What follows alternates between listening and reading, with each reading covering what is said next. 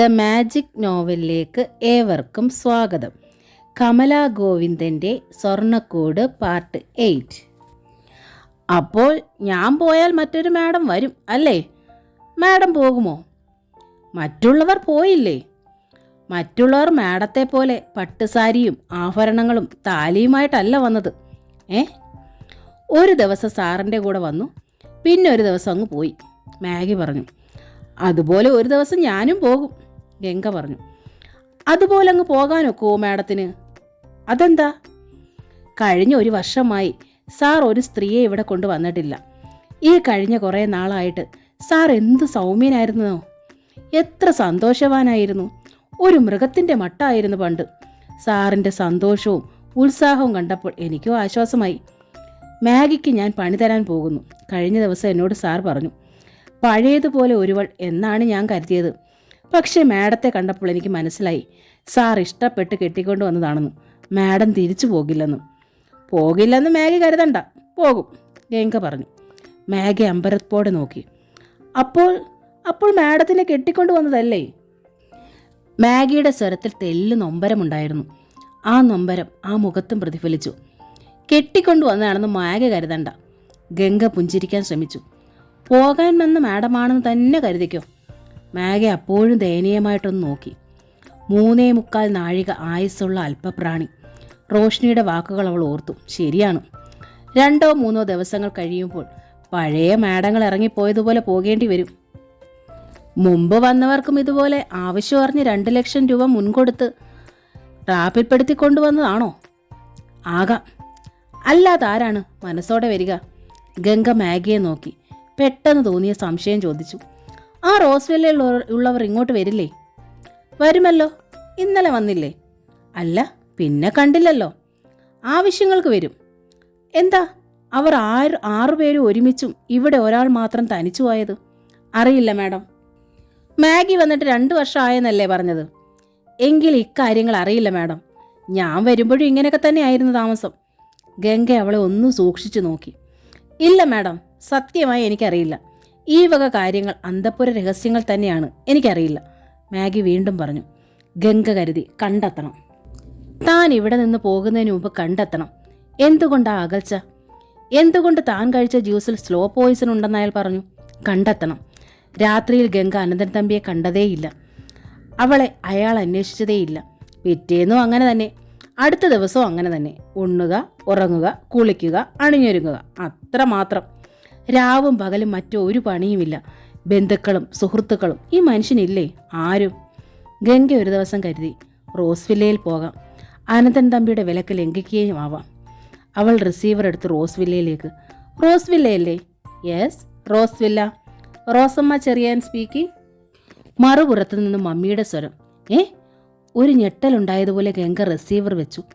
റോസമ്മ ചെറിയാൻ, അനന്തൻ തമ്പിയുടെ മമ്മി റോസമ്മ ചെറിയാൻ, ഇതെങ്ങനെ സംഭവിച്ചു? റോഷ്നി, ജോസ്, പേരുകളെല്ലാം ക്രിസ്ത്യൻ ചുവയാണ്. ഗംഗ മെല്ലെ ഇറങ്ങി നടന്നു റോസ്വില്ലയിലേക്ക്. ഹായ് മോളോ? ഇത്തവണയും മമ്മി ഗംഗയെ ഹാർദവുമായി സ്വീകരിച്ചു. ഉച്ചയ്ക്ക് തൊട്ട് മുമ്പായിരുന്നു ഗംഗ എന്നത്.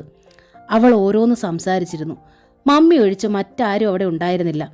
എല്ലാവരും പുറത്തേക്ക് പോയിരിക്കുകയാണ്. മോൾ എന്നും ഇവിടെ വരണം. എൻ്റെ ഗംഗമോൾ വരുന്നത് എനിക്ക് ഏറ്റവും ആനന്ദമാണ്, മമ്മി പറഞ്ഞു. ഞാൻ വരാം, ഗംഗ സമ്മതിച്ചു. മമ്മിയുടെ ഗുണമാണ് ഇന്ന് എൻ്റെ ലഞ്ച്. എൻ്റെ മോൾക്ക് അങ്ങനെ തോന്നിയല്ലോ. മമ്മിക്ക് ഒരുപാട് സന്തോഷമായി. മമ്മി എന്താ അങ്ങോട്ട് വരാത്തത്? എനിക്ക് വലിയ വിഷമമാ, അത് കേട്ടോ. ഗംഗ ശരിക്കും പരിഭവം കാട്ടി. വരാം മോളെ, മമ്മി വരാം. മമ്മി സ്നേഹത്തോടെ ഗംഗയെ തലോടി. മമ്മി തന്നെ ഒരു ജ്യൂസ് തയ്യാറാക്കി ഗംഗയ്ക്ക് നൽകി. ഗംഗ ജ്യൂസ് കുടിച്ചു. ഇന്ന് ജ്യൂസ് മാത്രം പോരാ, എനിക്ക് ലഞ്ചും വേണം, ഗംഗ പറഞ്ഞു. അതിനെന്താ, എൻ്റെ മോളിരുന്നോളൂ, മമ്മി വിളമ്പിത്തരാലോ. സരസേ, ഊണെടുത്തോളൂ, സരസയോട് മമ്മി പറഞ്ഞു കഴിഞ്ഞു. സരസ ഡൈനിങ് ടേബിളിൽ പ്ലേറ്റ് നിരത്താൻ തുടങ്ങി. ഗംഗ പെട്ടെന്ന് വാച്ചിൽ നോക്കി. ഓ മമ്മി, 12:30 അദ്ദേഹം ഇപ്പോൾ വരും. ഞാൻ പോവുക. ലഞ്ച് അടുത്ത ദിവസം. ഞാൻ ഇനിയും വരും മമ്മി. ഗംഗ ധൃതിയിൽ ഇറങ്ങിക്കഴിഞ്ഞു. സരസയും മമ്മിയും നോക്കി നിന്നു. ഗംഗ മാഗിയുടെ അടുത്തെത്തി. എൻ്റെ ശരീരത്തിൽ നിന്ന് അല്പം ബ്ലഡ് എടുത്തു തരണം മാഗി. അയ്യോ മാഡം, അതെന്തിന്? ആവശ്യമുണ്ട്. എനിക്കറിയില്ല മാഡം. എന്തുകൊണ്ട് അദ്ദേഹം മാഗിയുടെ ക്വാളിഫിക്കേഷനുകളിൽ നേഴ്സിംഗ് കൂടി ചേർത്തില്ല? ഗംഗ നീരസപ്പെട്ടു. മാഗി നിശബ്ദയായി. ഒരു സിസ്റ്ററെ വിളിക്കൂ മാഗി, ഗംഗ പറഞ്ഞു. മാഗി ഒരു ഹോസ്പിറ്റലിലേക്ക് വിളിച്ചു. ഒരു സിസ്റ്റർ വന്ന് ഗംഗയുടെ ബ്ലഡ് എടുത്തു. ശുദ്ധമായൊരു കുപ്പിയിൽ. ഗംഗ അനന്തൻ തമ്പിയുടെ സെൽ നമ്പറിൽ വിളിച്ചു. എവിടെയാണ്? ഈ ജില്ലയിലോ അതോ? ഈ ജില്ലയിൽ തന്നെ, അനന്തൻ തമ്പിയുടെ സ്വരം കേട്ടു. ഇപ്പോൾ എവിടെ ഇരിക്കുന്നു? ജൗളിക്കടയിൽ, അനന്തൻ തമ്പി പറഞ്ഞു. ഒന്നിങ്ങ് വരുമോ? എന്തിന്? വരൂ. അവൾ റിസീവർ വെച്ചു. താൻ വിളിച്ചാൽ വരുമോ എന്ന് ഇപ്പോൾ അറിയാം.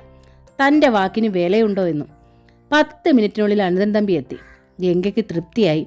ഗംഗ ആ ചോരക്കുപ്പി വെച്ച് നീട്ടി. എൻ്റെ ചോര. ഞാൻ ഇന്നും റോസ് വില്ലയിൽ നിന്ന് ജ്യൂസ് കുടിച്ചു. അനന്തൻ തമ്പിയുടെ മട്ടുമാറി. നീ എന്തിനവിടെ പോയി?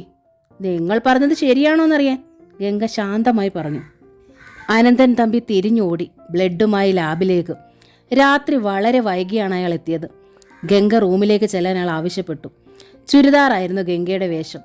സുതാര്യമായൊരു നൈറ്റി എടുത്ത് നീട്ടിയിട്ട് മാഗി പറഞ്ഞു, മാഡം ഇത് ധരിക്കൂ. എന്തിന്? ഇതാണ് ഉറക്കറ വേഷം. അത് ഉറങ്ങുന്നവർക്കല്ലേ. ഗംഗ ആ ഗൗൺ തട്ടിക്കളഞ്ഞു. എന്നിട്ട് അനന്തൻ തമ്പിയുടെ മുറിയിലേക്ക് ചെന്നു. ഗംഗ ചെന്നതും അനന്തൻ തമ്പി ഒരു ലാബ് റിപ്പോർട്ട് അവൾക്ക് നേരെ നീട്ടി. ശീതീകരിച്ച മുറിയായിട്ടും വിയർപ്പിൽ കുളിച്ചാണ് അയാൾ നിന്നിരുന്നത്. നിൽപ്പുറയ്ക്കാത്തതുപോലെ മുറിയിൽ അങ്ങോളം ഇങ്ങോളം വട്ടമിട്ട് നടക്കുന്നുണ്ട്. അയാൾ നീട്ടിയ പേപ്പർ വാങ്ങി അവൾ നോക്കി. അവൾ വിറച്ചുപോയി. അയാളുടെ സംശയം ശരിയായിരുന്നു. അതിൽ 0.1% പോയിസൺ ഉണ്ടായിരുന്നു. അനന്തൻ തമ്പിയുടെ ധാരണ തെറ്റല്ലെന്ന് തുറന്നു കാണിക്കാനും അയാളെ പരാജയപ്പെടുത്താനും വേണ്ടിയായിരുന്നു ഗംഗ ശ്രമിച്ചത്. പക്ഷേ അവൾ വല്ലാതെ ഞെട്ടിപ്പോയി. താൻ 2 ദിവസവും കുടിച്ച ജ്യൂസിൽ പോയിസൺ ഉണ്ടായിരുന്നുവെന്നോ? അനന്തൻ തമ്പിയുടെ ധാരണ തെറ്റെന്ന് തുറന്നു കാണിക്കാനും അയാളെ പരാജയപ്പെടുത്താനും വേണ്ടിയായിരുന്നു ഗംഗ ശ്രമിച്ചത്. പക്ഷേ അവൾ വല്ലാതെ ഞെട്ടിപ്പോയി. താൻ 2 ദിവസവും കുടിച്ച ജ്യൂസിൽ പോയിസൺ ഉണ്ടായിരുന്നുവെന്നോ? ആദ്യം ജ്യൂസ് തന്നത് സരസ, ഇന്നെടുത്തത് മമ്മി. ആരാണതിൽ പോയിസൺ കലർത്തിയത്? എന്തിനാണവർ തന്നെ കൊല്ലുന്നത്? മുറിക്കുള്ളിലൂടെ വട്ടമിട്ട് നടക്കുന്നതിനിടെ അനന്തൻ തമ്പി പറഞ്ഞു, ഗംഗ പൊയ്ക്കോളൂ. പോകാനല്ല. ഗംഗയ്ക്ക് പലതും അറിയാനുണ്ടായിരുന്നു. അയാളുടെ മുഖത്തെ അതിഗൗരവവും തീ പിടിച്ച ഭാവവും കണ്ടപ്പോൾ ഒന്നും ചോദിക്കാൻ തോന്നിയില്ല. അയാൾ കണ്ണട എടുത്തു മാറ്റിയിരുന്നു. തെരു സിഗരറ്റിൻ്റെ പുക ആഞ്ഞു വലിച്ചിരുന്നു. സാധാരണയിലധികം ടെൻഷൻ ഉണ്ടെന്ന് ഗംഗയ്ക്ക് മനസ്സിലായി. ഗംഗ തിരിച്ചിറങ്ങി. അവളുടെ മുമ്പിൽ അപ്പോഴും ആ ചോദ്യം അങ്ങനെ തന്നെ നിന്നു. എന്തിനാണവർ തനിക്ക് പോയിസൺ തരണം? താൻ എന്ത് തെറ്റ് ചെയ്തിട്ടാണ്? ഉറങ്ങിയില്ല ഗംഗ രാത്രിയിൽ. താൻ ഒരു വലിയ ആപത്തിലാണോ പെട്ടിരിക്കുന്നത്? കഴിക്കുന്ന ആഹാരത്തെ പോലും വിശ്വസിക്കാനാവാത്ത വിധത്തിൽ. പുലർച്ചെ എണീക്കുമ്പോൾ മാഗി പറഞ്ഞു, 9 മണിയാകുമ്പോൾ മാഡം റെഡിയാകണമെന്ന് സാറ് പറഞ്ഞു. എന്തിനെന്ന ചോദ്യം പോലെ ഗംഗ മാഗിയെ നോക്കി. അത് പറഞ്ഞില്ല, മാഗി പറഞ്ഞു. ഓ, ഭംഗിയായി ഒരുങ്ങിയിട്ടിരിക്കുന്ന ദിവസേന കാണാനാവും. കണിയായിട്ടാവുമോ? ഗംഗ മനസ്സിൽ പുഞ്ചിരിച്ചു. രാവിലെ അവൾ കുളിച്ചൊരുങ്ങി. മാഗിയുടെ സഹായത്തോടെ അവളുടെ സൗന്ദര്യത്തിന് മാഗിയുടെ വിദഗ്ധ ടച്ചപ്പ്, എംബ്രോയ്ഡറി വർക്കുള്ള അതിമനോഹരമായ നേർത്ത ഷിഫോണിൻ്റെ ചുരിദാറാണ് ധരിച്ചത്. കൃത്യം 9 തന്നെ അനന്തൻ തമ്പിക്ക് മുമ്പിൽ അവൾ ഹാജരായി. അയാളും പുറത്തു പോകുന്ന വേഷത്തിൽ റെഡിയായിരുന്നു.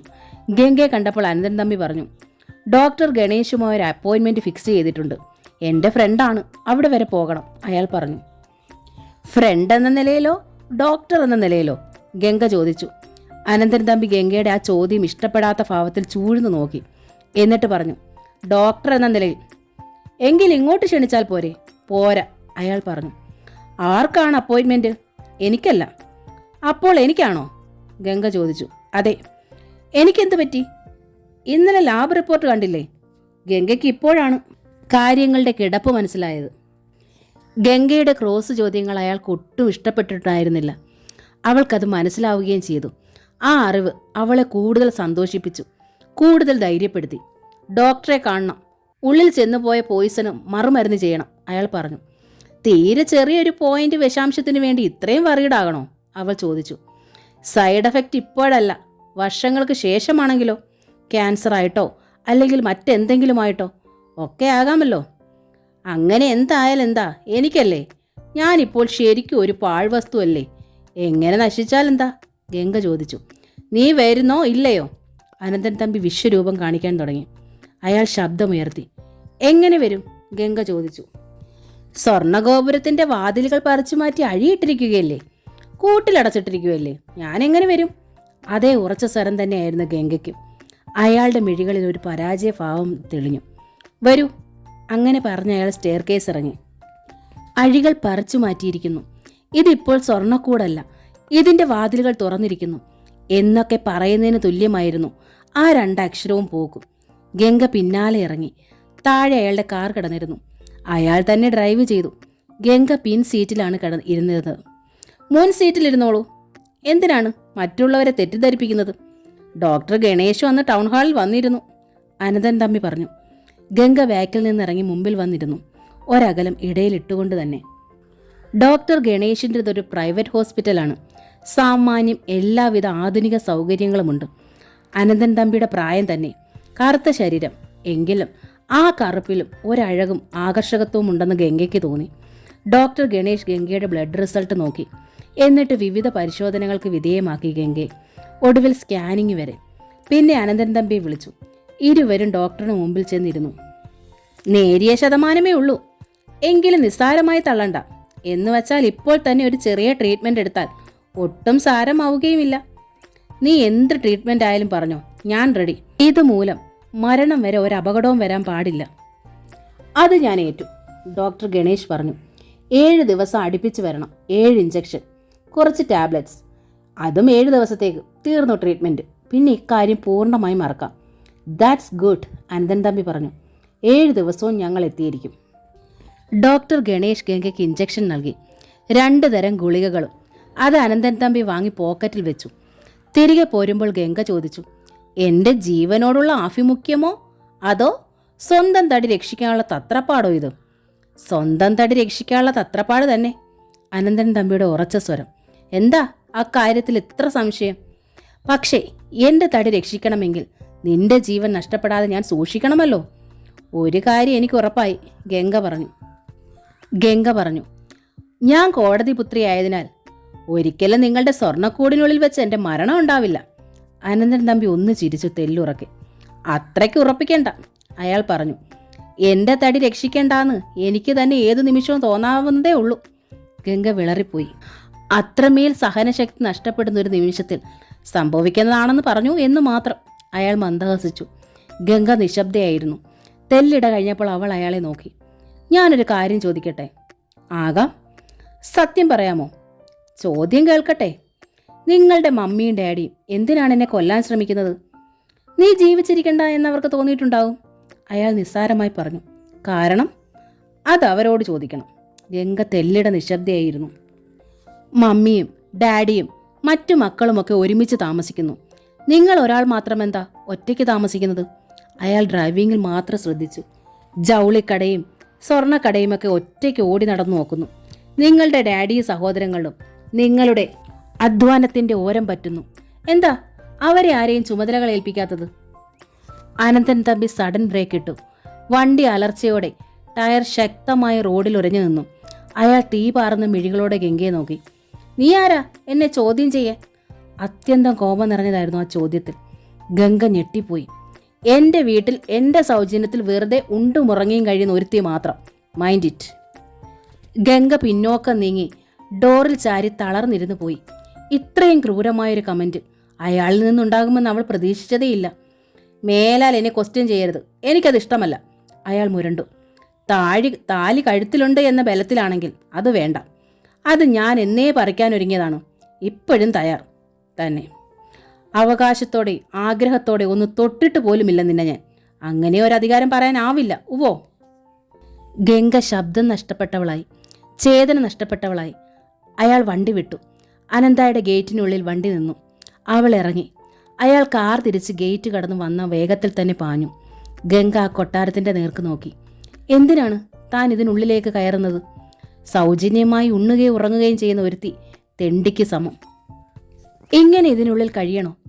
ഗംഗയുടെ പെണ്ണിൻ്റെ ആത്മാഭിമാനത്തിന് ശക്തമായൊരടിയേറ്റിരുന്നു. താൻ അയാളെ സ്നേഹിച്ചില്ല, ഇഷ്ടപ്പെട്ട് തുടങ്ങിയിട്ടുമില്ല. അയാളെക്കുറിച്ച് അറിയാൻ ആഗ്രഹിച്ചു. അയാളുടെ താലി കഴുത്തിൽ കയറിപ്പോയി എന്ന് അയാൾ പറയുന്നു. അതങ്ങ് വലിച്ചു പൊട്ടിച്ചാൽ ബന്ധം തീരുമെന്ന്. അങ്ങനെ തീരുമോ? കഴുത്തിൽ കെട്ടുന്ന ചരടിൻ്റെ ബലമോ അതിൻ്റെ തൂങ്ങുന്ന പൊന്നിൻ്റെ വിലയാണോ ഒരു വിവാഹബന്ധത്തിൻ്റെ ഈട്? ആ ചരട് വലിച്ചു പൊട്ടിച്ചാൽ ബന്ധം തീർന്നോ? അയാൾ തൊട്ടില്ലെന്ന് വെച്ച് താൻ അയാളുടെ ഭാര്യ അല്ലാതാകുമോ? ആ സത്യം ഉൾബോധങ്ങളിൽ ചുരമാന്തുന്നതിനാൽ മെല്ലെ അയാളെ ഒന്ന് അടുത്തറിയാൻ ശ്രമിച്ചു. പക്ഷെ തൊട്ടാൽ പൊള്ളുന്ന തീക്കുടുക്ക പോലെയാണ് അയാൾ. ചിരിച്ചുകൊണ്ടിരിക്കുന്ന അതേ അതരത്തുമ്പിൽ നിന്നും മറുനിമിഷം തീനാളങ്ങൾ ഉതിർക്കാൻ അയാൾക്ക് കഴിയും, അത് തീർച്ച. ഗംഗ ഒന്നുകൂടി സംശയിച്ചു. ഉള്ളിലേക്കോ പുറത്തേക്കോ? അവൾ മാറിലേക്ക് നോക്കി. അയാൾ കെട്ടിയ ആ താലി, ഇത് കഴുത്തിലുള്ളിടത്തോളം നാൾ ഇതിനുള്ളിൽ തന്നെ താൻ. പുറത്തു പോകണമെങ്കിൽ അയാളത് വലിച്ചു പൊട്ടിക്കട്ടെ. അനന്തൻ തമ്പി ജൗളിക്കടയിലേക്ക് തന്നെയാണ് പോയത്. ക്യാബിനിൽ കയറിയ പാടെ അയാൾ കുപ്പിയും ഗ്ലാസും എടുത്തു. ഐസ് ബക്കറ്റും ഒരു ലാർജ് തന്നെ ഒഴിച്ചു. ഐസ് ഇട്ടു. ഗ്ലാസിനുള്ളിൽ പതയുന്നതും ചെറിയ കുമിളകൾ ഉയരുന്നതും ശ്രദ്ധിച്ചു ഒരു നിമിഷം. അടുത്ത നിമിഷം ഒറ്റ വലിക്കയാൾ അതകത്താക്കി. വല്ലാതെ അണയ്ക്കുന്നത് പോലെ കത്തിപ്പടരുന്ന നെഞ്ചിൽ അയാൾ കൈ അമർത്തി തിരുമി. കസേരയിൽ ചാരിയിരുന്നു. സെൽഫോൺ ബെല്ലടിക്കുന്നത് കേട്ടപ്പോൾ അയാൾ അത് ഓഫാക്കി. പിള്ളച്ചേട്ടൻ കയറി വന്നു. സാറിനെ കാണാൻ ഒരു സ്ത്രീ വന്ന് നിൽപ്പുണ്ട്. രാവിലെ വന്നതാ. നാളെ വരാൻ പറയൂ പിള്ളച്ചേട്ടാ, അനന്തൻ തമ്പി പറഞ്ഞു. അവർ ഇന്നലെയും വന്നതാ. മെനിഞ്ഞാന്ന് ജ്വല്ലറിയും വന്നെന്ന് പറയുന്നു. ഇന്ന് സാറിനെ കണ്ടിട്ടേ പോകുന്നുള്ളെന്നും പറഞ്ഞ് വന്നപടി ഒറ്റ നിൽക്കല. എന്താ കാര്യം? അനന്തൻ തമ്പിക്ക് നെറ്റിയിൽ ചുളിവുകൾ വീണു. അത് പറഞ്ഞില്ല. ആരാന്ന് പറഞ്ഞില്ലേ? സുഭദ്ര എന്നാ പേര് പറഞ്ഞത്. വരാൻ പറഞ്ഞോളൂ പിള്ളച്ചേട്ടാ, അയാൾ പറഞ്ഞു. എന്നിട്ട് വീണ്ടും കുപ്പിയിൽ നിന്ന് ഗ്ലാസ്സിലേക്ക് ഒരു ലാർജ് കൂടി ഒഴിച്ചു. അതിലേക്ക് ഐസ് ക്യൂബുകൾ പെറുക്കിയിടുമ്പോഴാണ് വാതിൽ തുറന്ന് സുഭദ്ര കടന്നു വന്നത്. അവർ വന്ന പാടെ കണ്ടത് അതാണ്. മദ്യം നിറഞ്ഞ ഗ്ലാസ്സിൽ നുരയുന്ന പത. ഞെട്ടലോടെ സുഭദ്ര അനന്തൻ തമ്പിയെ നോക്കി. അയാൾ മന്ദഹസിച്ചു. എന്താ? എന്ത് വേണം എൻ്റെ അമ്മായിയമ്മയ്ക്ക്? മന്ദഹാസം മറയ്ക്കാതെ തന്നെയാണ് ഇവിടെ ചോദ്യം. എൻ്റെ മകൾ എവിടെ കുഞ്ഞേ? അത്യന്തം സങ്കടം പൊട്ടിയ നിലപാടിലാണ് സുഭദ്ര. അവർ വല്ലാതെ വിഷമിച്ചും ക്ഷീണിച്ചും കാണപ്പെട്ടു. അവൾ എൻ്റെ വീട്ടിലുണ്ട്. അവർ കാണാൻ വേണ്ടി തന്നെ മധ്യ ക്ലാസ് തെല്ലുയർത്തി പിടിച്ചിട്ടയാൾ അതിൽ നിന്ന് കുടിച്ചകത്താക്കി. എന്നിട്ട് ഒരു സിഗരറ്റ് കത്തിച്ച് വിട്ട് പുക ഊതി വിട്ടു. മോൻ്റെ വീടെവിടാ? സുഭദ്ര ചോദിച്ചു. മോൻ കുഞ്ഞ്. അയാൾ കൂടുതൽ ചിരിച്ചു. കേൾക്കാൻ ഇമ്പമുള്ള വിളികൾ. ഒരിമ്പം. സുഭദ്രയ്ക്ക് കണ്ണുകൾ നിറഞ്ഞു. മകളെ കാണാനാണോ? ഞാൻ അവളുടെ അമ്മയല്ലേ കുഞ്ഞേ? ഓ, എങ്കിൽ അമ്മ ചെന്ന് മകളെ കണ്ടോളൂ. ഞാൻ വഴി പറഞ്ഞു തരാം. അത് മതി മോനെ, ഞാൻ പോയി കണ്ടോളാം. എനിക്കൊന്ന് കണ്ടാൽ മാത്രം മതി, സുഭദ്ര പറഞ്ഞു. പോരല്ലോ, അനന്തൻ തമ്പി പറഞ്ഞു. ചെന്ന് കണ്ടാൽ മാത്രം പോരാ, അമ്മയല്ലേ, അവളെ വിളിച്ച് വീട്ടിലോട്ട് കൊണ്ടുപോയിക്കോളൂ. സുഭദ്ര അമ്പരന്നുപോയി. മകളെ വീട്ടിലേക്ക് കൊണ്ടുപോകാനും മറ്റൊരുത്തനെ കൊണ്ട് കെട്ടിക്കാനും ഹേബിയസ് കോർപ്പസ് ഹർജി കൊടുത്ത സ്നേഹവതിയായ അമ്മയല്ലേ, വിഷമിക്കണ്ട. ഒരു ഹർജിയും ഇല്ലാതെ ഈസിയായി നിങ്ങൾക്ക് അവളെ കൊണ്ടുപോകാം. ഒരു കാര്യം മാത്രം ചോദിച്ചാൽ മതി. അനന്തൻ തമ്പി ഗ്ലാസ്സിൽ ബാക്കിയുള്ളത് കൂടി കുടിച്ചിട്ട് അവരുടെ അടുത്തേക്ക് ചെന്ന് പറഞ്ഞു. അവളുടെ കഴുത്തിൽ ഞാൻ കെട്ടിയൊരു താലിയുണ്ട്. നിസ്സാരം 1 ഗ്രാം തൂക്കമേ ഉള്ളൂ. 500 രൂപ പോലും വിലയായിട്ടില്ല. അതങ്ങ് അഴിച്ച് അവിടെ എവിടെയെങ്കിലും ഇട്ടേരെന്ന്, എന്നിട്ട് കൊണ്ടുപോയിക്കോ. എൻ്റെ ഭഗവതി, സുഭദ്ര നെഞ്ചത്ത് കൈവച്ചു പോയി. ഞാൻ അവളോട് അന്നേ പറഞ്ഞതാ അത് അഴിച്ചിട്ടേച്ച് പൊയ്ക്കോളാൻ. അവള് പോത്തില്ല. അതാണ് പറഞ്ഞത്, അമ്മയ്ക്ക് പറ്റുമെങ്കിൽ ചെന്ന് പിടിച്ചോണ്ട് പൊയ്ക്കോളാൻ. സുഭദ്രയ്ക്ക് തല കറങ്ങാൻ തുടങ്ങി. ഭർത്തൃമതിയായ മകളെക്കുറിച്ച് അറിയാൻ മരുമകന്റെ മുമ്പിൽ ആദ്യമായിട്ട് എത്തിയതാണ് പെറ്റമ്മ.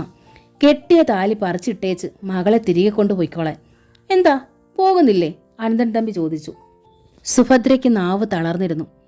അയാൾ തൻ്റെ സെൽഫോൺ മേശയിൽ നിന്നെടുത്തു. ഓണാക്കി നമ്പർ ഞെക്കി. ഹലോ. എന്നിട്ട് അയാൾ ആ ഫോൺ സുഭദ്രയ്ക്ക് നേരെ നീട്ടി. ഇതാ, മകളോട് സംസാരിച്ചോ, എന്നിട്ട് ചോദിക്ക് പോരുന്നോന്നു. സുഭദ്ര വിറയ്ക്കുന്ന കൈകളോടെ ആ ഫോൺ വാങ്ങി.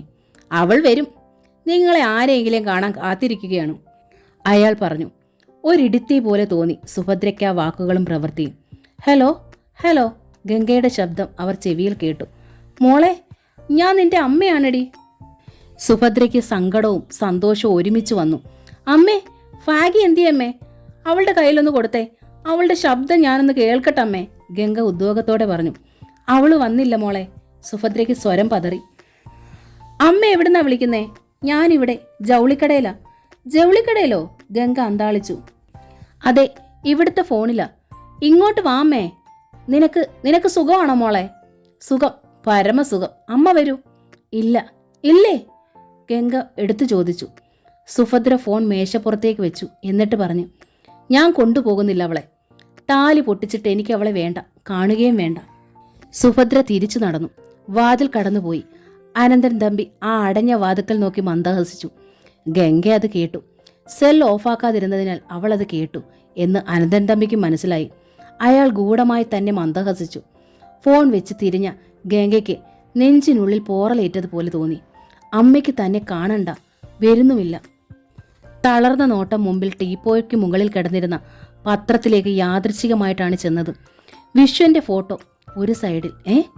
അവളുടെ തളർച്ച മാറി. അവൾ ആ പത്രം എടുത്തു നോക്കി. കാണാനില്ല. ഈ ഫോട്ടോയിൽ കാണുന്ന ചെറുപ്പക്കാരനെ ഈ കഴിഞ്ഞ 7-ാം തീയതി മുതൽ കാണാനില്ല. എൻ്റെ ഈശ്വര, വിശ്വേട്ടൻ എവിടെ? ഗംഗ പൂർവാധികം തളർന്നു. വിശ്വേട്ടനെ കാണാനില്ലെന്ന്. ഫോട്ടോയും പരസ്യവും പത്രത്തിൽ. വിശ്വേട്ടൻ എവിടെ പോകാൻ? അച്ഛനും അമ്മയ്ക്കും ഒറ്റ മകനാണ്. അവരെ വിട്ട് വിശ്വേട്ടൻ എവിടെയും പോവില്ല. താനുമായിട്ടുള്ള ഒളിച്ചോട്ടം അന്ന് പ്ലാൻ ചെയ്തു തന്നെ അച്ഛനും അമ്മയും ഒരുപാട് നിർബന്ധിച്ചിട്ടാണ്. അതങ്ങനെ വേണ്ടി വന്നതാണ്. അതുപോലാണോ ഇത്? വീണ്ടും ഗംഗയുടെ കണ്ണുകൾ ആ ഫോട്ടോയിൽ കുടുങ്ങി. വിശ്വേട്ടൻ, ഓ, ഇനി തൻ്റെയാണോ? മറ്റൊരുവൻ്റെ താലിയും കഴുത്തിൽ പേറി നിൽക്കുന്നവൾ എങ്ങനെ വിശ്വേട്ടൻ്റെതാകും? തന്നെ നഷ്ടപ്പെട്ട സങ്കടം കൊണ്ടിനി അവിവേകം വല്ലതും? പെട്ടെന്നൊരു വെളിപാട് പോലെ അവൾ ഓർത്തു. കാണാതായത് 7-ാം തീയതി മുതലാണ്. അന്നായിരുന്നു തന്നെ കോടതിയിൽ ഹാജരാക്കിയത്. അന്നായിരുന്നു തൻ്റെ കഴുത്തിൽ താലി കയറിയത്. അന്നാണ് താൻ ഈ സ്വർണ്ണക്കൂട്ടിൽ അടയ്ക്കപ്പെട്ടത്.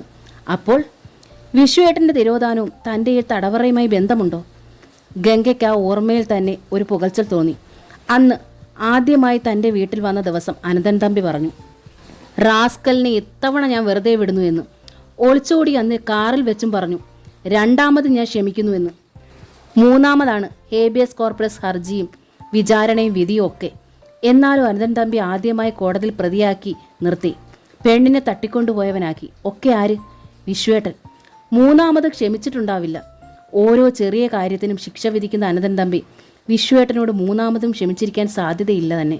അപ്പോൾ ഗംഗയുടെ നെഞ്ച് കത്തി. മാഗിയുടെ റൂമിലെ ഫോൺ ശബ്ദിച്ചു. മാഗി അറ്റൻഡ് ചെയ്തു. അപ്പുറത്ത് അനന്തൻ തമ്പിയായിരുന്നു. ഇന്ന് മുതൽ ഗംഗയ്ക്ക് കൊടുക്കുന്ന എന്താഹാരവും മാഗി പരിശോധിക്കണം, എന്നിട്ടേ കൊടുക്കാവൂ.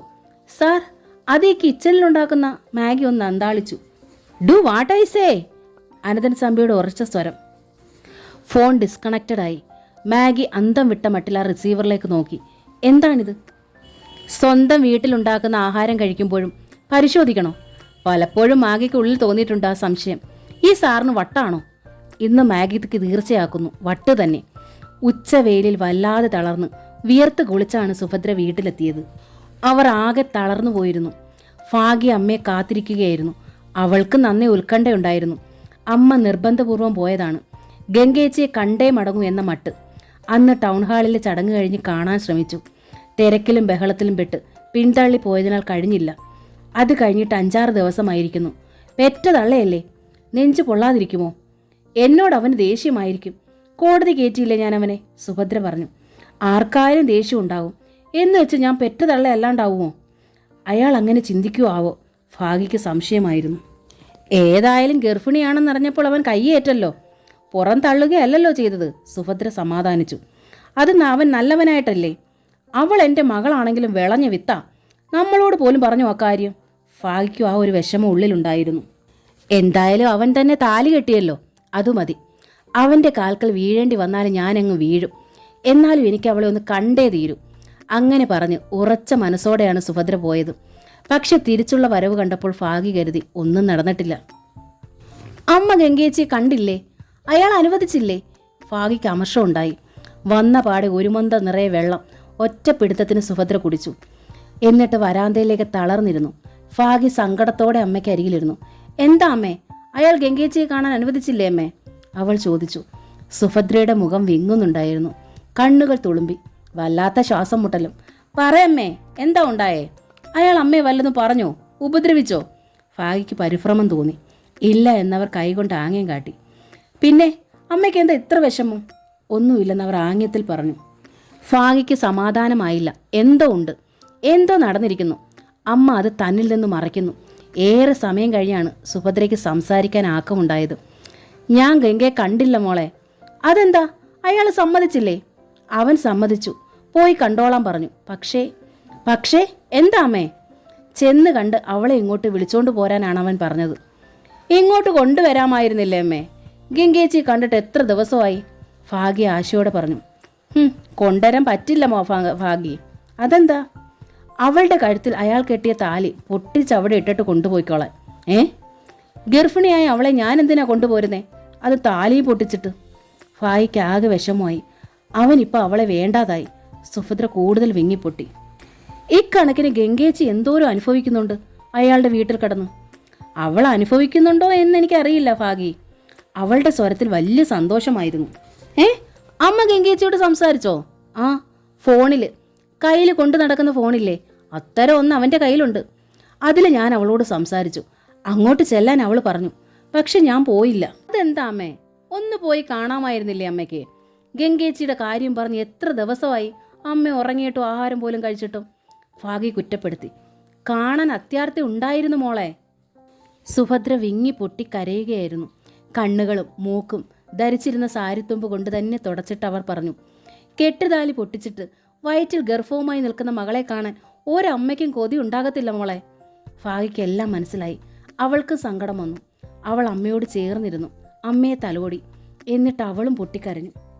1 മാസം മുമ്പ് വരെയുള്ള ജീവിതം, ഗംഗേച്ചി ജോലിക്ക് പോയി കിട്ടുന്ന തുച്ഛമായ തുക കൊണ്ട് എത്ര സന്തോഷമായിട്ടാണ് ഈ വീട് പുലർന്നിരുന്നത്. ഈ വീട്ടിലുള്ളവർ കഴിഞ്ഞിരുന്നത്. എല്ലാം പോയി, എല്ലാം. അത്യാഗ്രഹം കൊണ്ട് കുറച്ച് പണവും സ്വർണവും കണ്ടപ്പോൾ താൻ പോലും മതിമറന്നു. ചേച്ചി എതിർത്തതാണ്, ഇഷ്ടമല്ലെന്ന് പറഞ്ഞതാണ്. അയാൾ അന്നിവിടെ വന്നപ്പോൾ പറ്റില്ല എന്ന് അമ്മ പറഞ്ഞാൽ മതിയായിരുന്നു. പ്രത്യേകിച്ചും വീട്ടുകാരൊന്നും വരില്ല, തീരുമാനം തൻ്റേത് മാത്രമാണ് എന്നൊക്കെ പറഞ്ഞപ്പോൾ അയാളുടെ പ്രത്യേകതയാണ് പോലും പ്രത്യേകത. ദുഷ്ടൻ. മംഗല്യവതിയായ മകളെ കാണാൻ ആദ്യമായി ചെന്ന അമ്മയോട് പറഞ്ഞത് കേട്ടില്ലേ? താലി പൊട്ടിച്ചിട്ട് മകളെ കൊണ്ടുപോരാൻ. ഇനി വഴിയൊന്നുമില്ല. പോലീസിൽ ചെന്നിട്ട് കണ്ടില്ലേ? കോടതിയിലെത്തിയിട്ടും എന്തായി? ജയം അയാൾക്ക് തന്നെ. പാവം, ആ വിശ്വേട്ടൻ അന്ന് പോയതാണ്. എവിടെയെന്ന് ആർക്കും അറിയില്ല. കോടതിയിൽ നിന്ന് അന്ന് ഇറങ്ങിയ വിശ്വേട്ടൻ ഇവിടെ എത്തിയിട്ടില്ല. രാഘവേട്ടനും രത്നമേച്ചിയും ആകെ തകർന്നു കഴിയുന്നു. അവർ രണ്ടാളും ഗംഗേച്ചിയെ പഴിക്കുന്നു, ശപിക്കുന്നു. മറ്റൊരുത്തൻ്റെ കുഞ്ഞിനെ വയറ്റിൽ ചുമന്നുകൊണ്ട് തന്നെ ഗംഗേച്ചി വിശ്വേട്ടൻ്റെ ഒപ്പം ഒളിച്ചോടാൻ തയ്യാറായതിലാണ് അവർക്കേറെ ദുഃഖം. ആ വഞ്ചനയും സങ്കടവും സഹിക്കാൻ വയ്യാഞ്ഞിട്ടാണ് വിശ്വേട്ടൻ ഈ നാട് വിട്ടു പോയതെന്ന്. കാരണം നാട്ടിൽ ഇനി എങ്ങനെ മുഖം കാണിക്കും? കുര്യനും കൂട്ടരും ഒക്കെ അന്ന് കോടതിയിലുണ്ടായിരുന്നു. എല്ലാവരും എല്ലാം അറിഞ്ഞില്ലേ? അഭിമാനം സമ്മതിക്കുമോ ഇനി അവർക്കിടയിൽ കൂളായി നടക്കാൻ? രാത്രി അനന്തൻ തമ്പി വന്നു എന്ന് മാഗിയിൽ നിന്ന് ഗംഗ അറിഞ്ഞു. ചില രാത്രികളിൽ അയാൾ അനന്തായിൽ എത്താറില്ല. മറ്റു ജില്ലകളിലുള്ള സ്ഥാപനത്തിലേക്ക് പോകുമ്പോൾ 1-2 ദിവസം അവിടെ തങ്ങാറുണ്ട്. അവിടുത്തെ വിശ്രമമുറികളിലാകാം, ഹോട്ടലുകളിലും ആകാം താമസം. ഏതായാലും ഇന്ന് സ്ഥലത്തുണ്ടല്ലോ. പക്ഷേ ഡൈനിങ് ടേബിളിൽ ആൾ എത്തിയിട്ടില്ല. ആഹാരം കഴിഞ്ഞ് ഗംഗ കൈ കഴുകി തുടയ്ക്കുമ്പോൾ അനന്തൻ തമ്പി അങ്ങോട്ട് വന്നു. മാഗി, ഗെറ്റ് സം വാട്ടർ, അയാൾ പറഞ്ഞു. മാഗി ഒരു ഗ്ലാസ്സിൽ അല്പം ജീരകവെള്ളം എടുത്തു. 1 ഗ്ലാസ് വെള്ളം ആവശ്യപ്പെട്ടാലും ഭാര്യയ്ക്ക് ചുമതലയില്ല. നല്ലത്, ഗംഗ ഓർത്തു. ഗംഗയ്ക്ക് കൊടുക്കൂ, അയാൾ മാഗിയോട് പറഞ്ഞു. കയ്യിൽ കരുതിരുന്ന 2 ഗുളികകളും അയാൾ ഗംഗയുടെ നേരെ നീട്ടി. അവൾ ചോദ്യഭാവത്തിൽ നോക്കി. ഡോക്ടർ ഗണേഷ് തന്ന മരുന്നാണ്. ബാക്കി എവിടെ? ഇങ്ങ് തന്നേക്ക്, ഞാൻ തന്നെ കഴിച്ചോളാം, ഗംഗ പറഞ്ഞു. കഴിക്കുമെന്ന് എന്താണ് ഉറപ്പ്? ഗംഗ അമ്പരന്നു. സമയത്ത് ഞാൻ തന്നെ തന്നോളാം, അതാണ് എനിക്ക് ഉറപ്പ്. ഓ, താൻ കോടതിയുടെ പുത്രിയല്ലേ, അതാവും, ഗംഗ ഓർത്തു. അവൾ ഗുളിക വാങ്ങി അത് കഴിക്കുന്നത് കണ്ടിട്ടാണ് അയാൾ വാതിക്കലേക്ക് നടന്നത്. അല്ല, ആഹാരം കഴിക്കുന്നില്ലേ? അവൾ ചോദിച്ചു. അയാൾ നിന്നു, തിരിഞ്ഞു നോക്കി. നീ കഴിച്ചോ? ഉവ്വ്. അയാൾ മന്ദഹസിച്ചു. ഇനി എൻ്റെ കാര്യം, അതെനിക്ക് വിടുക. ഗംഗ വിളറിപ്പോയി. അയാൾ തൻ്റെ ഭർത്താവാണ്. അയാൾ കഴിച്ചോ എന്ന് അന്വേഷിക്കാതെ താൻ കഴിച്ചു എന്നാകും പരോക്ഷമായി പറഞ്ഞത്. അങ്ങനെയൊരു സിസ്റ്റം ഇവിടെ കാണുന്നില്ല. അയാൾ മിക്കപ്പോഴും ഡൈനിങ് റൂമിൽ എത്താറില്ല. താൻ ഇപ്പോൾ ടേബിളിന് മുമ്പിൽ ഇരുന്നതേ ഉള്ളൂ. ആഹാരത്തിൽ കൈവയ്ക്കുകയും ചെയ്തു, മാഗിക്ക് വേണ്ടി. പക്ഷെ കഴിച്ചില്ല. മനസ്സ് തിങ്ങി നിറഞ്ഞു നിൽക്കുകയാണ്. പത്രത്തിൽ കണ്ട ഫോട്ടോയും വാർത്തയും. പിന്നെങ്ങനെ ആഹാരം ഇറക്കും? അനന്തൻ തമ്പി പോയി കഴിഞ്ഞു. ഗംഗ ഡ്രസ്സിംഗ് റൂമിലേക്ക് കയറി. തപ്പിത്തിരഞ്ഞ് ഒരു കറുത്ത സാരി എടുത്ത് അത് ധരിച്ചു. മാഗി അമ്പരന്നു. മാഡം, ഇത് ധരിക്കൂ. അവർ സുതാര്യമായൊരു ഗൗൺ എടുത്ത് നീട്ടി. വേണ്ട. ബ്ലാക്ക് തന്നെ വേണോ? അത് തരാം. വേണ്ട. അല്പം കടുപ്പിച്ച് ഗംഗ പറഞ്ഞു. മാഗിയുടെ മുഖത്ത് കാളിമയായി. ഗംഗ ഇടനാഴിയിലൂടെ നടന്നു. പിച്ചള കുമിളകളും പിച്ചള തകളിൽ കൊത്തുപണികളുമുള്ള ഡോർ. അത് അയാളുടെ ഓഫീസ് റൂമാണ്. അയാൾ കിടക്കമുറിയിലെത്തുമ്പോൾ പ്രപഞ്ചത്തിലുള്ള സർവ്വ ജീവജാലങ്ങളും ഉറങ്ങിക്കഴിഞ്ഞിരിക്കും. ഗംഗ വാതിൽ പാളിന്മേൽ മുട്ടി. കമിങ്. അകത്ത് നിന്ന് ശബ്ദം. പാളികൾ മെല്ലെ നീക്കി ഗംഗ അകത്ത് കയറി. ഓ, നീയോ? അനന്തൻ തമ്പി അത്ര താല്പര്യമില്ലാത്ത സ്വരത്തിൽ ചോദിച്ചു. ഒരു ഭാഗത്ത് ടേബിൾ, അതിനപ്പുറത്ത് കുറേ ഷെൽഫുകൾ. ഒരു ഷെൽഫ് തുറന്നു കിടക്കുന്നു. ടേബിളിനു മേൽ കുറേ ഫയലുകൾ. അതിലൊന്ന് മറിച്ചു നോക്കുകയായിരുന്നു അയാൾ. ഗംഗ അടുത്ത് ചെന്നു. അപ്പോഴാണെന്ന് തോന്നുന്നു ആ കറുത്ത വേഷം അനന്തൻ തമ്പിയുടെ ശ്രദ്ധയിൽപ്പെട്ടത്. അയാളുടെ മുഖത്ത് അസ്വസ്ഥത പെരുകി. അയാൾ ഇൻ്റർകോമിലെ നമ്പർ ഞെക്കി. എൻ്റെ കോസ്റ്റ്യൂമറെ വിളിക്കുകയാവും അല്ലേ? ഗംഗ ചോദിച്ചു. അയാൾ മുഖമുയർത്തി. പാവം മാഗി, ഇന്നസെൻ്റ് ആണ്.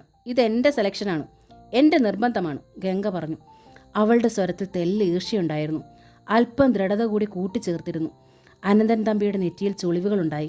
കണ്ണുകളിൽ ചോദ്യവും. അയാൾ റിസീവർ വെച്ചു. ഇതെൻ്റെ ദുഃഖാചരണമാണ്. നിന്റെ അമ്മ മരിച്ചിട്ടില്ലല്ലോ? അനന്തൻ തമ്പിയിൽ നിന്ന് ഉടനുണ്ടായി ഉത്തരം. മരിച്ചത് മറ്റൊരാളാണ്. ഗംഗയും വിട്ടില്ല. ആര്? വിശ്വേട്ടൻ. അനന്തൻ തമ്പിയുടെ ചെമ്പൻ കണ്ണുകൾക്ക് തീ പിടിച്ചു. ആ തീ ആ കണ്ണടയെ പോലും ജ്വലിപ്പിച്ചു. മുഖത്തും ചുവപ്പ് പടർത്തി. ഗംഗ കയ്യിൽ അതുവരെ ഒതുക്കി പിടിച്ചിരുന്ന പത്രം അയാളുടെ മുമ്പിലേക്ക്, ടേബിളിലേക്ക് നിവർത്തിയിട്ടു. കൃത്യം അയാളുടെ കണ്ണുകൾക്ക് താഴെ കിടക്കത്തക്ക വിധം. അയാൾ കണ്ടു ആ പരസ്യം, ആ ഫോട്ടോയും. കാണാനില്ല. അത് അയാൾ മുഴുവൻ വായിച്ചു. ആ മുഖം കൂടുതൽ ചുവന്നു. എന്നിട്ട് ഗംഗയെ നോക്കി. ഇതിൽ കാണാനില്ല എന്നേ ഉള്ളൂ, അയാൾ പറഞ്ഞു. മരിച്ചു എന്നില്ല. കൊന്നില്ലേ? ഗംഗയുടെ സ്വരം മുറുകി. കൊന്നെന്നോ? അതെ. ആര്? നിങ്ങൾ. ഗംഗ വിരൽ ചൂണ്ടി. നിങ്ങൾ പ്രതികാരം ചെയ്തു അല്ലേ? അനന്തൻ തമ്പി ചാടി എഴുന്നേറ്റു. അന്ന് 7-ാം തീയതി. അന്ന് തന്നെ ആളെ കാണാതായി. വെറുതെ ഒളിച്ചോടി പോകുന്ന ഒരു ഫീരുവല്ല വിശ്വേട്ടൻ. കൊന്നതാണ് നിങ്ങൾ. വിശ്വേട്ടനോടും എന്നോടുമുള്ള പക വീട്ടാൻ കൊന്നു. എന്നിട്ട് എന്ത് നേടി നിങ്ങൾ? എന്നെ നേടിയോ? ഒടുവിലായപ്പോൾ ഗംഗയുടെ സ്വരം പതറി. സങ്കടം കൊണ്ട് തൊണ്ടയിൽ കണ്ണീർ കെട്ടി. എടി! അനന്തൻ തമ്പി ഒറ്റ ചാട്ടത്തിന് ഗംഗയ്ക്കരികിലെത്തി. ഇരു കൈകളും അവളുടെ കഴുത്തിലേക്ക് നീണ്ടു. ആര് പറഞ്ഞടി നിന്നോടിത്? ആര് പറഞ്ഞെന്ന്? ഒരു മൃഗത്തിൻ്റെ മുരൾച്ചയായിരുന്നു ആ ചോദ്യം. ഗംഗയുടെ കഴുത്ത് ആ കൈകളുടെ അപാര ശക്തിയിൽ അമർന്നു. ഗംഗ വായ് പിളർന്നു. കണ്ണുകൾ തുറിച്ചു പിടഞ്ഞു. കമലാ ഗോവിന്ദൻ്റെ സ്വർണ്ണക്കോട് എന്ന നോവലിൻ്റെ ഈ ഭാഗം ഇവിടെ പൂർണ്ണമാവുകയാണ്. ഈ നോവൽ നിങ്ങൾക്ക് ഇഷ്ടമായെങ്കിൽ സബ്സ്ക്രൈബ് ചെയ്യാതാണ് നിങ്ങളിത് കാണുന്നതെങ്കിൽ പ്ലീസ് ഒന്ന് സബ്സ്ക്രൈബ് ചെയ്യണേ. താങ്ക്